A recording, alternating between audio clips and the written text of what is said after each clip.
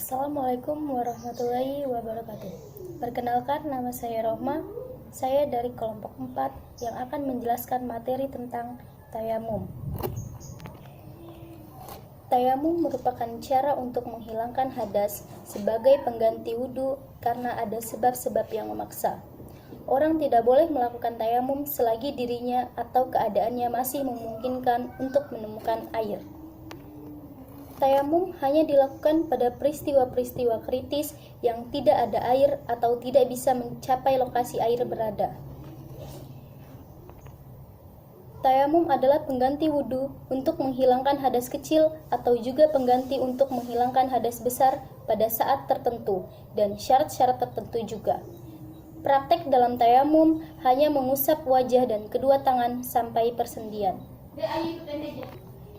Tayamum adalah untuk satu kefarduan, artinya tayamum hanya bisa tahan untuk satu kewajiban dan tidak bisa digunakan untuk menunaikan kewajiban yang lain, walaupun ia belum mengalami batal sebagaimana wudhu. Tayamum hanya bisa digunakan untuk beberapa ibadah sunnah saja. Setelah tayamum boleh membaca Al-Quran. Melakukan tayamum boleh membaca Al-Quran, melakukan sholat sunnah seperti sholat duha, sholat tahajud berkali-kali. Tayamum tetap bertahan dan tidak rusak atau batal karenanya. Sebab tayamum: apabila seseorang akan melaksanakan sholat dan ternyata setelah berusaha mencari air untuk berwudu tidak menemukan air tersebut, dalam keadaan ini, dalam Islam sudah diterangkan bahwa bisa mengganti air wudu dengan usapan debu ke wajah dan kedua tangan sebagai pengganti wudu. Allah berfirman dalam Al-Quran surah Al-Maidah ayat 6 yang berbunyi, "Falam tajidu ma'an fatayammamu sa'idan thayyiban famshahu biwujubikum wa aydikum minhu." Artinya, apabila kamu tidak memperoleh air, maka bertayamumlah dengan tanah yang baik atau bersih. Sapulah mukamu dan tanganmu dengan tanah itu. Jadi, maksud tayamum adalah memukulkan atau mengusapkan telapak tangan ke tanah, kemudian diusapkan ke wajah. Kemudian diusapkan kembali ke tanah dan diusapkan ke tangan sampai persendian. Namun sebab-sebab tayamum tidak hanya karena susah menemukan air, sehingga tidak bisa berwudu. Ada sebab-sebab lain yang menyebabkan terjadinya tayamum. Yang pertama, tidak ada air untuk berwudu. Tidak ada atau susah ditemukannya air yang digunakan untuk berwudu. Ketika bepergian atau di daerahnya sendiri susah menemukan air dan harus ke sana kemari untuk mencarinya. Kedua, tidak dibolehkan menyentuh air. Dalam hal ini, misalnya ketika sedang sakit keras, yang jika menyentuh air maka akan berdampak pada sakitnya. 3. Memuliakan hewan yang dimuliakan. Maksudnya, apabila ada air yang hanya cukup untuk sekali wudhu dan pada saat itu ada hewan yang dimuliakan sangat haus sekali, maka sebaiknya air itu tidak dijadikan untuk wudhu, tapi diberikan kepada hewan yang haus tersebut. Syarat tayamum: jika memang sudah mendesak untuk melakukan tayamum, maka syarat-syarat tayamum juga harus dipenuhi untuk sahnya tayamum. Yang pertama, tidak menemukan air. Sudah berusaha mencari kesana kesini, namun tetap tidak menemukan air. Yang kedua, menggunakan debu yang suci. Artinya, ketika melakukan tayamum, tidak boleh menggunakan debu yang tidak suci. Debu yang digunakan harus dalam keadaan suci, termasuk debu yang sudah digunakan untuk tayamum. Atau debu mustakmal, sudah tidak suci lagi. Juga tidak boleh menggunakan debu yang sudah tercampur dengan kapur atau gamping atau benda-benda lain selain debu. 3. Mengerti cara tayamum. Sebelum melakukan tayamum, paham dan mengerti bagaimana cara melakukan tayamum. Keempat, debu bebas dari najis, artinya menghilangkan najis-najis yang berada di debu yang digunakan untuk tayamum. Yang kelima, Melakukan tayamum di dalam waktu sholat. Melakukan tayamum ketika sudah masuk waktu sholat, misalnya mau mengerjakan sholat zuhur dan tidak menemukan air karena di padang pasir, maka baru melakukan tayamum. Keenam, mengetahui arah kiblat sebelum melakukan tayamum.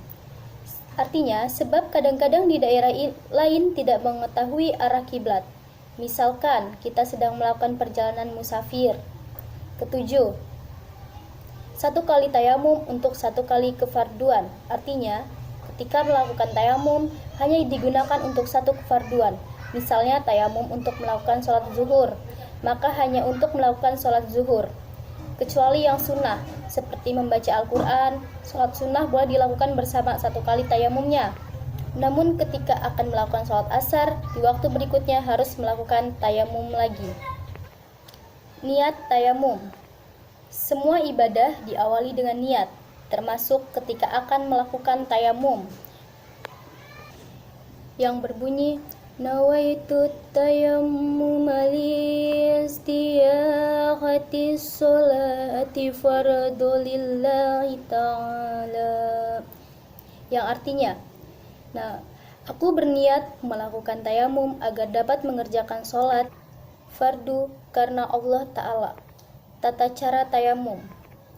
Dalam sebuah hadis dijelaskan, Ba'asani Rasulullahi fi hajatin fa'ajnabtu falam mujidil ma'a fatamarraghtu fi as-sa'idi kama tamarra'ud dabbatu fazakartu zalika lin-nabi faqala innama kana yaghfika an tasna'a hakaza fadurba bikaffihi zarbatan ala ardi summa nafaduha summa masaha biha zuhra kaffi bishimali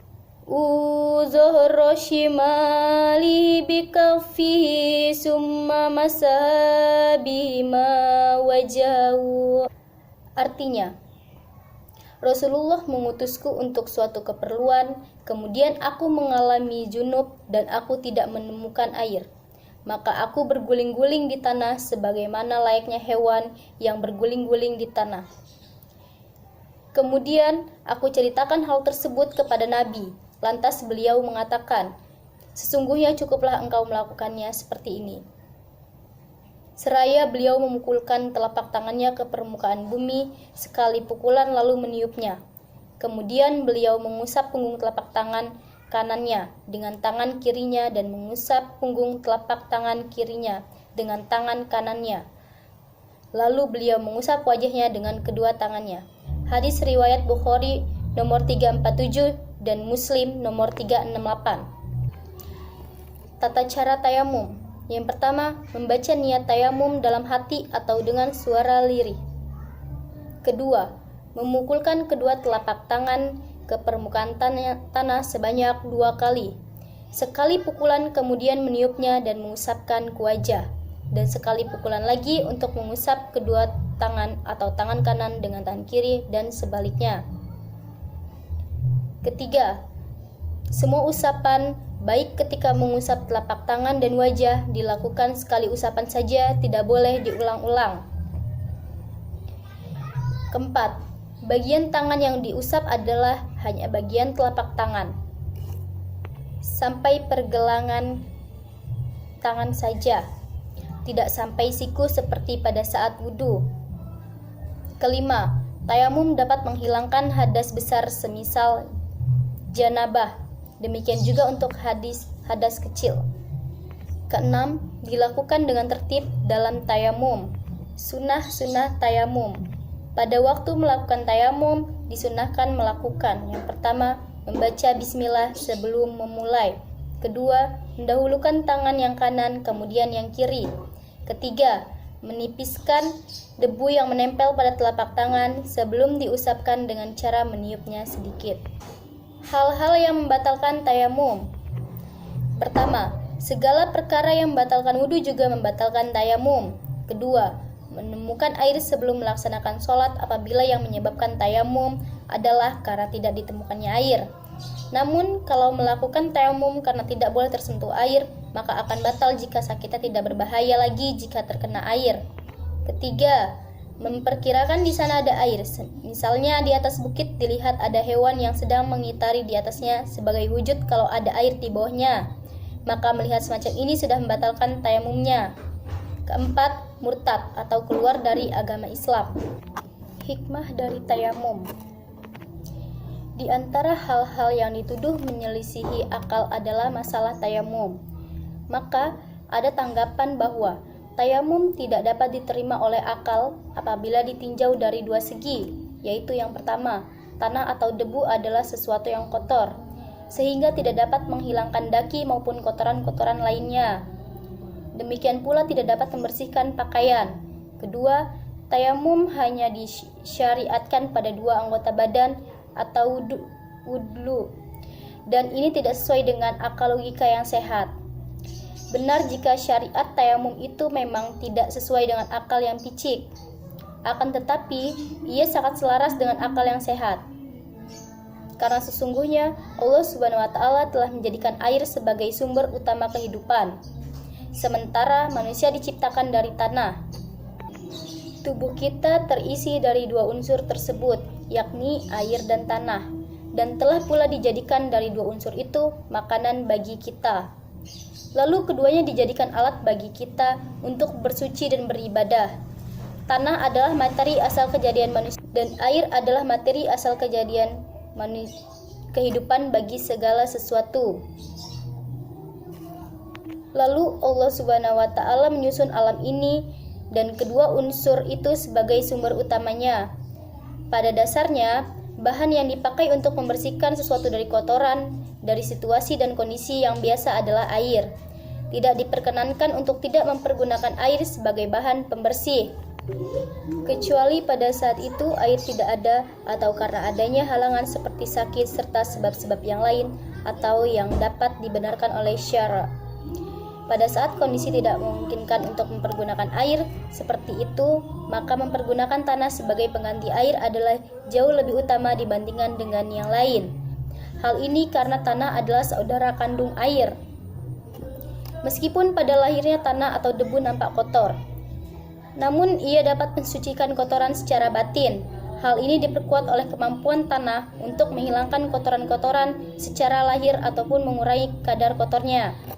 Ini adalah persoalan yang tidak asing bagi mereka yang ilmu yang mendalam, sehingga mampu mengungkap hakikat-hakikat dari suatu amalan serta memahami kaitan antara lahir dan batin bersama interaksi yang terjadi di antara keduanya. Adapun segi atau pandangan yang kedua yaitu pensyariatan tayamum yang hanya pada dua anggota badan atau wudhu tidak sesuai dengan akal, sementara telah diketahui bahwa tayamum disyariatkan pada seluruh anggota badan atau wudhu seperti halnya dengan air.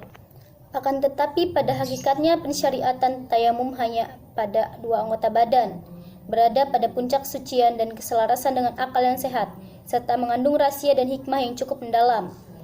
Karena pada umumnya melumuri kepala dengan debu atau tanah adalah perbuatan yang tidak sesuai dengan jiwa yang normal.